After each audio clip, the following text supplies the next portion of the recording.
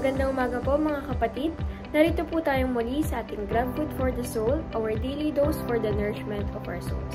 Simulan po natin ang araw sa pagbubulay-bulay nang makalakad tayo sa isang mapayapang pamumuhay. Ang mga batayang talata po ay sa ikalawang Pedro 3:14, 17-18. Kaya nga mga minamahal, habang inaasahan niyo ang mga bagay na ito, pagsikapan ninyong mamuhay ng mapayapa, malinis, at walang kapintasan sa paninginiya.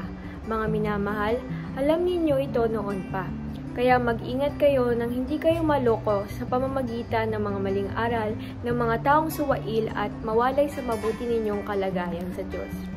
Sa halip, lumago kayo sa biyaya ng Diyos at sa pagkakakilala sa ating Panginoon at tagapagligtas na si Jesucristo. Purihin natin ang Panginoon sa pagkabasa ng kanyang mga salita. Madalas po nating naririnig ang time is gold and make the most of every opportunity. Samantalahin po natin ang lahat ng pagkakataon upang ma-attain ang paglago sa anumang endeavor or undertaking sa buhay. Sabi nga po, do it now before it's too late. Iwasan ang procrastination o ang pagsasabing bukas ko na lang gagawin. Layunin ng ikalawang sulat ni Pedro na labanan ang ginagawa ng mga false teachers. Itinuturo ng mga bulaang gurong ito na hindi nababalik si Kristo. Ang kabanatang 3 ng 2 Pedro ay nagbibigay diin sa pangakong pagdating ng Panginoon. Inilahad sa 2 Pedro 3:9 ang ganitong katiyakan. Hindi nagpapabaya ang Panginoon sa pagtupad sa pangako niya, gaya ng inaakala ng ilan. Ang totoo, binibigyan lang niya ng pagkakataong magsisi ang lahat sa kasalanan nila dahil ayaw niyang mapahamak ang sinuman. Ang pangakong pagdating ng Panginoon ay tiyak na mangyayari sa araw na hindi natin nalalaman. Habang hinihintay natin ang katuparan ng pangakong ito, inaasahan na ang mga Kristiyano ay lumalago sa kanilang Christian life.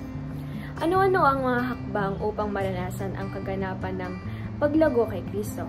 Una, pagsisikap at pagpapatuloy sa paglago kay Kristo. Makikita po natin sa 2 Pedro 3:14, kaya nga mga minamahal, habang inaasahan niyo ang mga bagay na ito, pagsikapan ninyong mamuhay ng mapayapa, malinis at walang kapintasan sa paningin niya. We should not become lazy and complacent because Christ has not yet returned. Instead, live in eager expectation of His coming.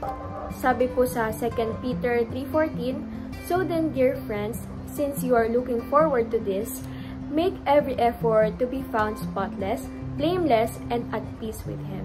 Kailangang nagsisikap at nagpapatuloy sa pamumuhay ayon sa kalooban at pamantayan ng Diyos upang sa pagbabalik ni Kristo ay maabutan niya tayong spotless, blameless, at peace with Him. Maging mapagbantay tayo at maging aware kung paano tayo namumuhay sa araw-araw. Laging magsumikap at magpatuloy sa bawat araw upang hindi maputol ang proseso ng paglago kay Kristo. Maging faithful to the end. Ang sabi po sa Mateo 24:13, ngunit ang nananatiling tapat hanggang wakas ay siyang maliligtas. Pangalawa naman po ay pananatiling katatagan sa paglago kay Kristo. Ang sabi po sa 2 Pedro 3:17, mga minamahal, alam na ninyo ito kahit noon pa. Kaya mag-ingat kayo nang hindi kayo maloko sa pamamagitan ng mga maling aral ng mga taong suwail at mawalay sa mabuti ninyong kalagayan sa Diyos. Be on your guard or mag-ingat kayo ay nangangahulugang to preserve, obey, and avoid sa salitang Griego. Maingat ang sarili mula sa mga bulaang guro at mapanatili sa isip at puso ang katuroang Kristiyano. Makasunod sa mga panuntunan ng Diyos at maiwasan ang mga hindi kalugod-lugod na pamumuhay. Isa pa, ang pagiging maingat ay may kaugnayan din sa salitang resilience o katatagan. Ang salitang resilience o katatagan ay kasing kahulugan ng strength, resistance, and hardiness. Sabi po sa Colossus 2:6-7, dahil tinanggap nyo na si Kristong Jesus bilang Panginoon, mamumuhay kayo ng karapat-dapat sa Kanya. Patuloy kayong lumalago at tumitibay sa Kanya. Magpakatatag kayo sa pananampalatayang itinuro sa inyo at maging mapagpasalamat din kayo. Hindi nalililang ng mga hidwang katuruan ang nananatiling maingat at matatag sa pananampalataya kay Jesus at tunay na lumalago kay Kristo.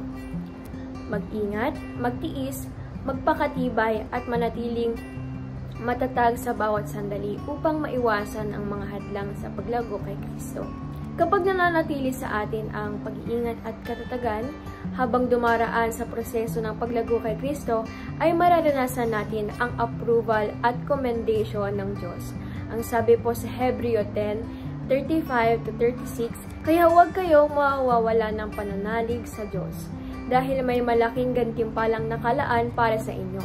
Kailangan ninyong magtiis para masunod ninyo ang kalooban ng Diyos at matanggap nyo ang ipinangako niya.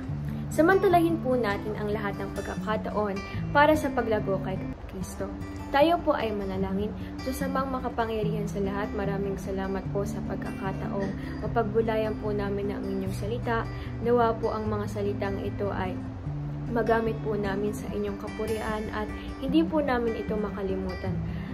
Gabayan niyo po ang bawat isa sa amin sa aming paggawa sa umagang ito. Nawa po ay maging blessed po kami at kayo lamang po ang aming maitaas sa araw na ito. In Jesus' mighty name we pray. Amen. Maraming salamat po sa inyong pagsama sa umagang ito. A friendly reminder po sa bawat isa sa atin, be Christ-like in your workplace today. To God be the glory and have a good day.